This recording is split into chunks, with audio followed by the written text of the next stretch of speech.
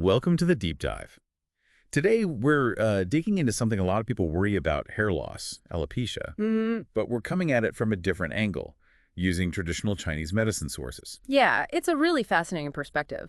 TCM looks beyond just the scalp.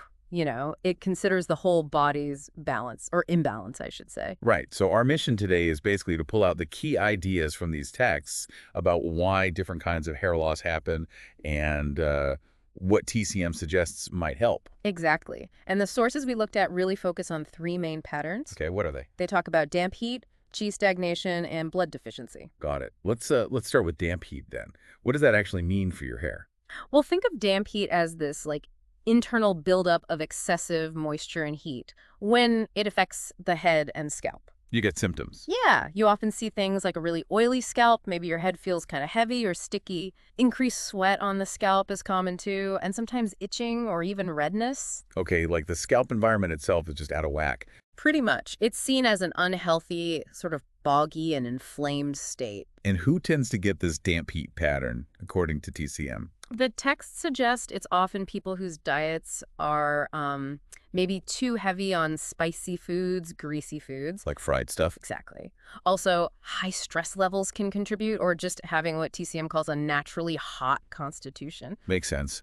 And the main signs are that greasy scalp, maybe a heavy feeling, and the hair itself might seem weak, breaks easily. Yes, prone to thinning and breakage. It's not getting a healthy environment to grow in. So what kind of remedies or formulas do the sources mention for this? They give examples like long dan shi gan tang. That one's aimed at clearing what's called liver fire and draining that damp heat. Okay. Then there's yin shen hao tang, more for general heat and dampness. And ji jian shao feng san comes up if there's significant itching alongside the damp heat. And I imagine diet advice comes into play too. Oh, definitely. Practitioners usually advise cutting back on those trigger foods, the spicy, the fried, the rich stuff. It's about cooling things down and drying out that excess dampness. Interesting. Okay, let's shift gears to the second pattern. Qi stagnation.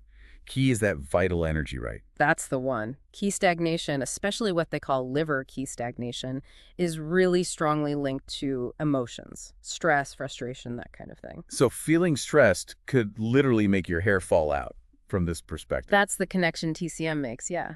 When your emotions disrupt the smooth flow of qi or energy throughout your body, it can impair nourishment getting to the hair follicles. Who is particularly prone to this? The sources mention people under a lot of pressure, work stress, maybe emotional instability, or even just excessive worrying or thinking. They also note it can be quite common in women, possibly linking to hormonal cycles and emotional health. And how would you know if hair loss might be related to qi stagnation? What are the signs? A big clue is noticing that your hair shedding gets worse when you're more stressed or upset. Ah, okay. A direct correlation. Right. Other signs might include feeling tightness in your chest, maybe you sigh a lot, sleep can be poor, and for women, menstrual irregularities might pop up too. And are there TCM strategies to, unblock that stagnant qi? Yes, absolutely. Formulas like Xiao Yao San are classics. They aim to soothe the liver, get the qi moving smoothly again, nourish the blood, which we'll get to, and help regulate menstruation. Okay. There's also Chai Hushu Gan San, specifically good for promoting qi circulation and easing feelings of depression or physical discomfort tied to the stagnation. And you mentioned blood. Yeah, sometimes qi stagnation goes hand in hand with blood deficiency. If that's the case, Gi Pei Tang might be used. It tackles both tonifying qi and blood, and also calming the mind. The idea is to regulate the whole system, improve circulation, and calm the stress response. It's really holistic, isn't it? Connecting mind and body so directly. Okay, last one. Blood deficiency. I remember that phrase. Hair is the surplus of blood. It's a really core concept in TCM hair health. Blood is the fundamental nourishing substance. If your body isn't producing enough good quality blood, or if you've lost blood. Like through diet or heavy periods, maybe. Exactly. Or even just having a constitutionally weaker ability to generate blood, then there isn't enough surplus to properly nourish the hair. It's seen as less essential than, say, your organs. So the hair suffers first. What does that look like? Typically, the hair becomes sparse. It looks dry, dull, lacks that healthy shine. The color might even seem a bit faded. And what other general symptoms might someone with blood deficiency experience? Alongside the thin, dry hair, you might see a pale complexion, feeling tired a lot, maybe heart palpitations, forgetfulness, poor sleep quality. just general signs of depletion. So what's the TCM approach here? Yeah. Building blood back up. Precisely. Siwu Tang is a foundational formula just for that tonifying and nourishing the blood.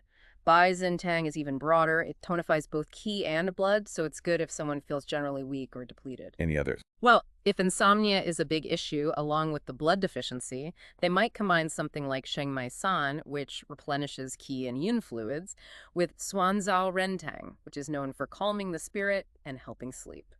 It sounds like fixing blood deficiency isn't a quick fix. No, it definitely requires more sustained effort.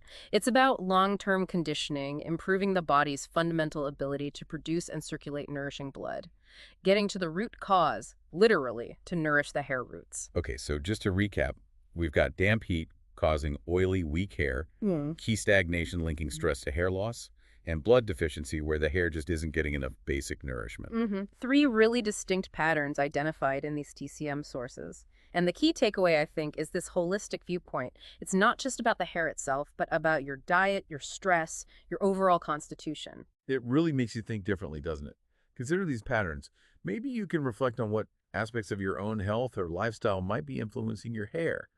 Could looking at it through this traditional lens offer some new clues or paths forward for you, something to consider.